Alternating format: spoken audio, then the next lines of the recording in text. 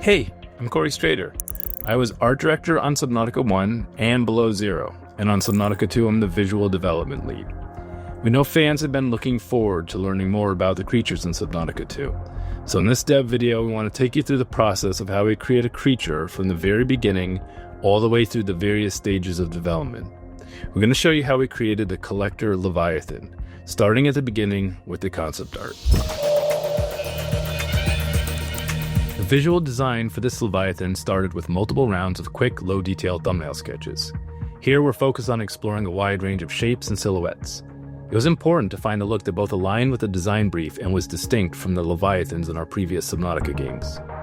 Out of all these designs, this Cthulhu-inspired beast resonated with the team. There's 4 tentacles to grab, crush, swat, and terrify players.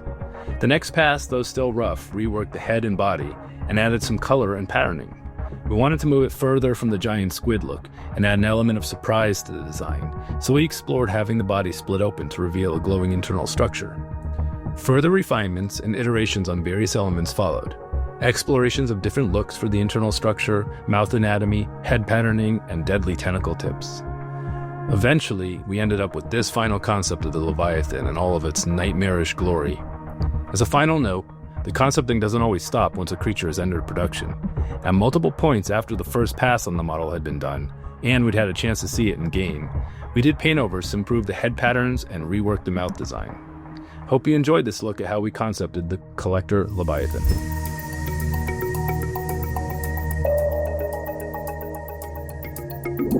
Hi, my name is Marcelo, and I'm the lead character artist on Subnautica 2. And today, I'm going to give you guys a quick glance behind the curtain on the process of modeling the collector Leviathan. As with pretty much all creatures that we make, it starts out as a single sphere, that I then start modeling its shape. This process is very similar to traditional clay sculpting. At this point, I'm focusing on getting the main forms and proportions of the creature down, so that I have everything where I need it without worrying about detail. This is by far the most important part of the whole process, where I establish a strong base that I can build upon. After that's done, I start building the model structure, and this is where I can have some fun making it look and feel believable. As this guy is very large, it takes a lot of detail to make sure that it holds up in quality up close. And that means many hours of drawing little wrinkles and pores, so that in the end it looks just right. And after many hours of work, here's the final sculpt.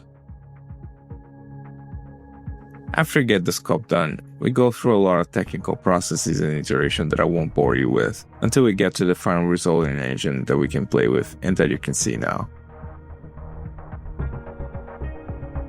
Thank you for watching, and I can't wait for you guys to see this in game.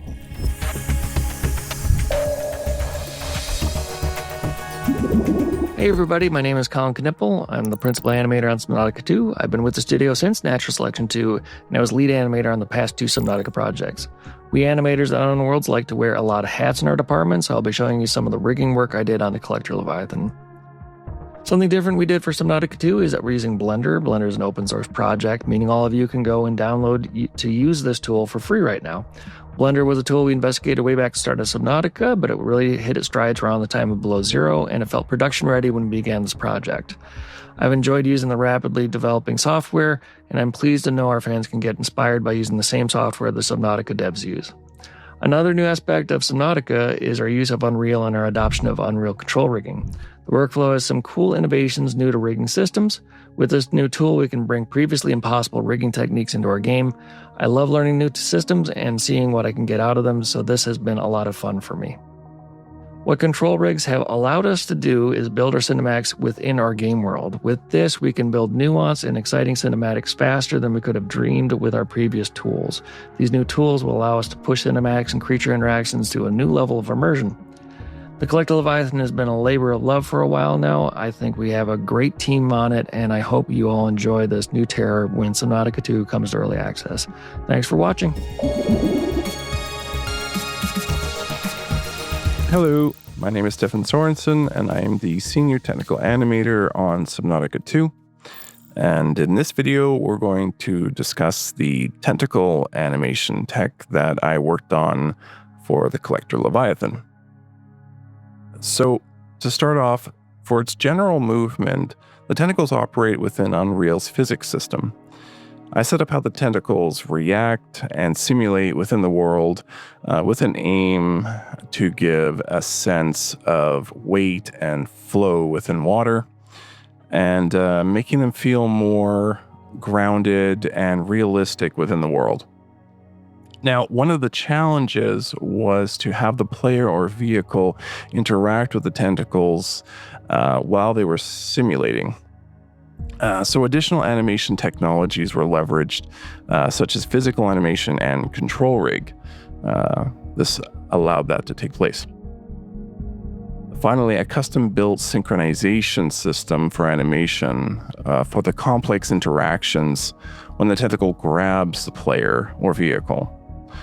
When all the systems are working together, this provides a fairly cool visual experience for the collector Leviathan when it grabs the player. Hi everyone, I'm Lewis, designer on Subnautica 2, currently focusing my work on Leviathans in the game. Here I will walk you through some of the process for developing one of our main Leviathans, the collector.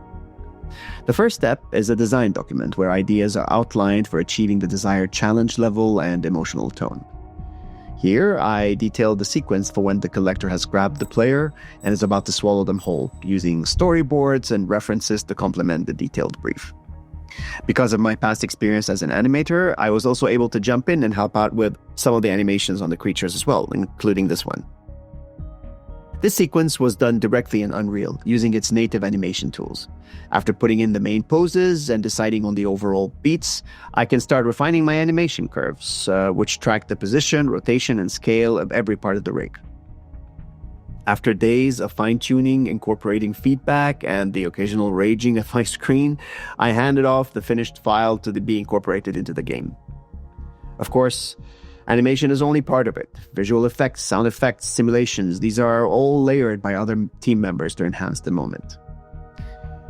On the implementation side, we used lots of built-in Unreal tools such as the behavior tree. However, our engineers also provide custom-made tools based on design needs, providing extensive control over every element of the behavior. From general conditions under which the creature appears, to its speed and weight, to its moment-to-moment decision-making, based on the environment as well as the player's actions, every aspect is accounted for. As you can see here, it's spotted the player from afar, and now that it's close enough, well, dinner time. It's always so satisfying to see all the elements come together after months of hard work alongside talented colleagues. And the Leviathans make this extra special. I really can't wait for everyone to experience the end result. Hi, I'm Lauren Adol. I'm a VFX artist on Subnautica 2. Here you can see me prototyping the Leviathan's mood feature using shaders in Unreal Engine 5. VFX has to translate the gameplay into visual cues for the player, but also it needs to sell the idea that this is an alien creature, not just a gameplay element. Let's take a look at its exhaust vents. Different layers of a particle system create this effect. We ask questions like, is this emitting energy? Does it need more bubbles? We start from a simple base and then we continue to iterate until the final product you will get to see in the game. Thank you for watching and see you soon. Hi, I am Antonio, AI gameplay lead in Subnautica 2.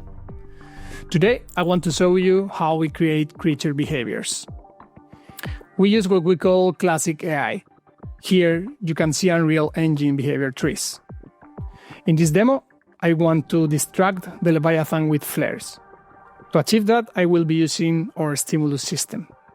As you can see, it's pretty easy to add nodes, conditions, and connect them like a flowchart.